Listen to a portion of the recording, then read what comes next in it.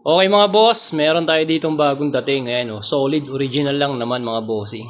Sampulan natin Jordan Max Aura mga boss, black cement. Tingnan nyo naman.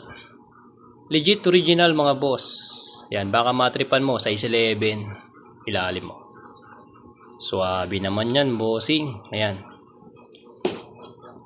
Adidas D-Rose of Chicago bossing. Tingnan mo naman. Halos brand new condition, box na lang ang kulang. Bakit? Ayan boss solid. Ganda ng outsole mga bossing. Original legit. Pag peke sa inyo na lang. Ito Adidas D-Rose mga bossing na low cut Ayan boss, tingnan mo ilalim. Diba? Selected. Ukay-ukay pero original mga boss.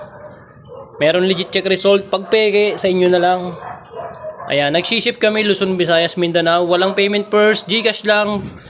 Down 300 yung balance sa LBC nyo na babayaran pag magkiklaim na kayo, ha? Ilalim. Boss, quality. Ayan, screenshot nyo tapos PM kayo mga bossing. Jordan 2 tray. Ilalim.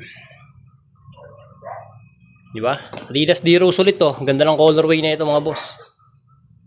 Ayan, solid. PM kayo mga bossing ha. Hindi pa natin masabi yung size pero pilitin natin. Size 10. Ito size 12. Ito size 11. Mabos paldo. Okay. Meron tayong Lebron Soldier 13. Napakaganda ng colorway mga boss. Ilalim mo. Solid. Panalo pa.